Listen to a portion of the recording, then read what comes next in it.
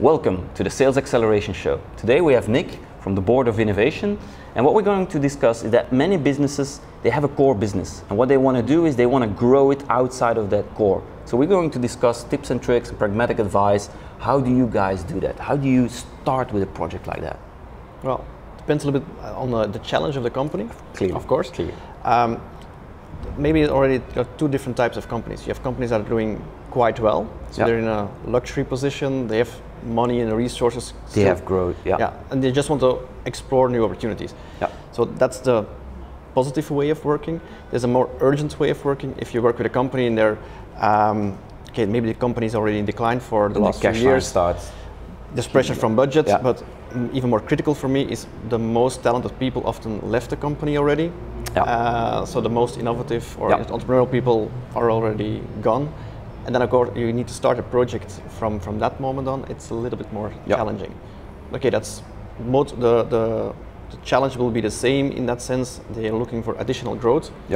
New products and services. Just a tougher environment to work in. One can go faster than the other. The way of working will be slightly different. If a company is running a little bit low on quality resources, just people, maybe then they need more support from our side to inject inspiration and innovation and new forms of creativity. If you have very talented, innovative profiles still within the organization, of course, our role will be a little bit more on the facilitation of the process itself. And then you will actually, so you have those two, and then let's imagine the best scenario, they have cash. So what do? You go in and... We'll probably look at the previous projects, what have they already done so far. And typically what we'll go through is that we do a first stage of sort of ideation, exploration. Could be with those people from the company.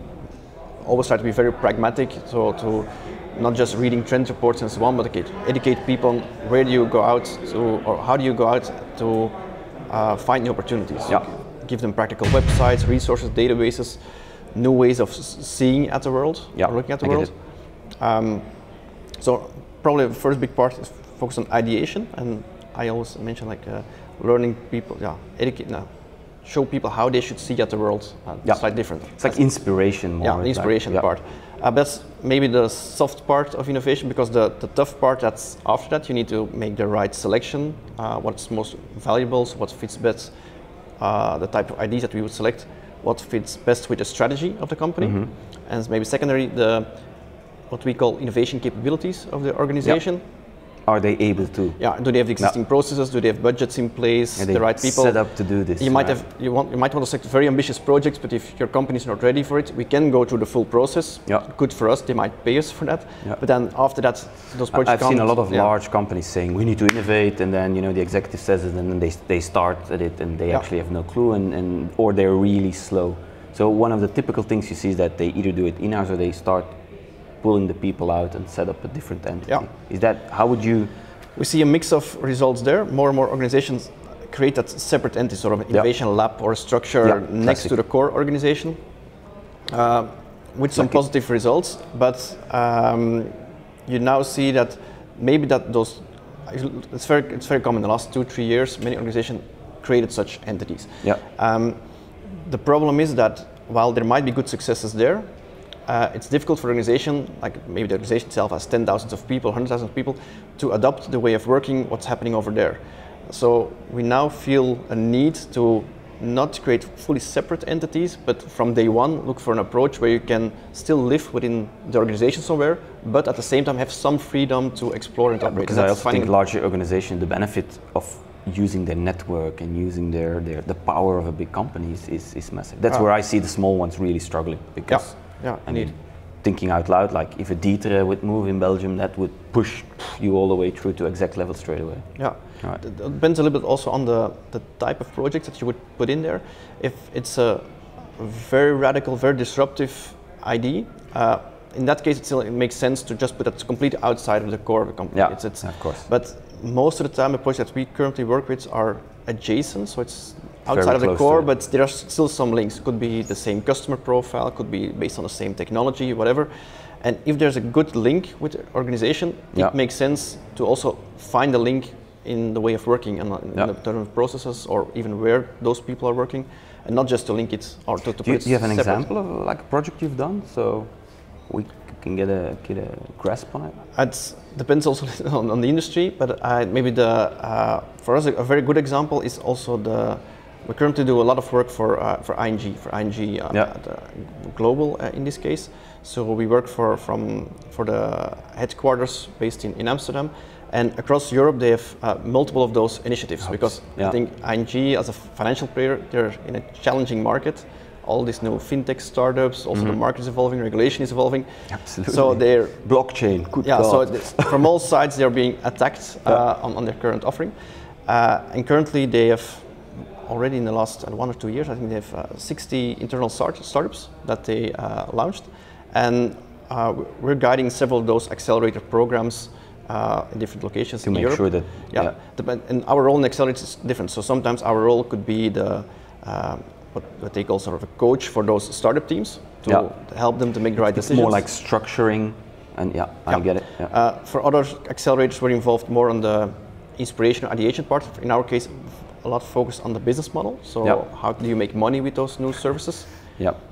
And maybe a third aspect that's relevant for ING, but you see that for many other organizations, they want to build up innovation capabilities, not just running innovation tracks as separate islands. And now we're helping them typically to train the trainers. So people that need to adopt that way of working, train them. So it's basically build up knowledge, expertise, offer them playbooks, so they can adopt this way of working and spread it throughout the organization. Isn't it also, because one of the things we haven't mentioned yet is of course how much it's people.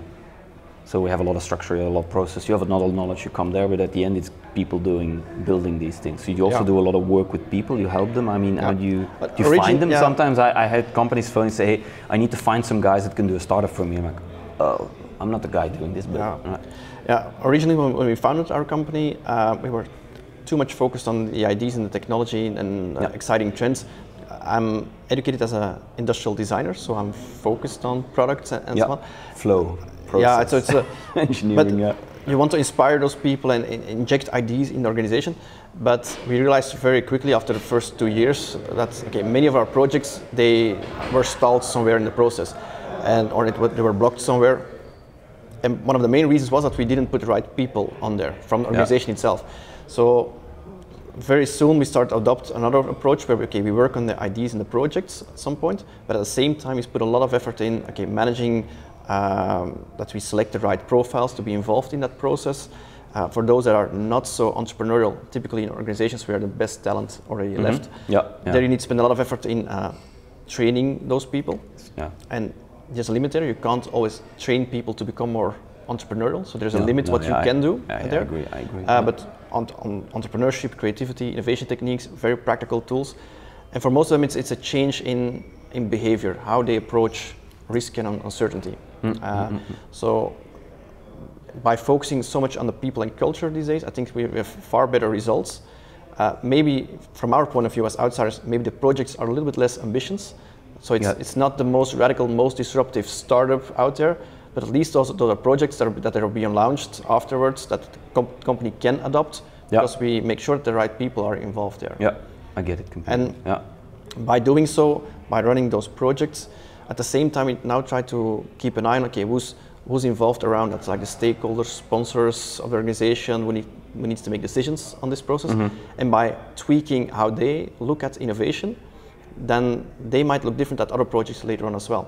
So we're also trying to treat. So you actually create a rolling machine. Yeah, so it's not just a one-off process, but you see that also the management team. You put the foundations and the infrastructure in place to do it. So the people that typically make decisions on in the innovation board or the executive team that needs to make a decision, should we go forward or not?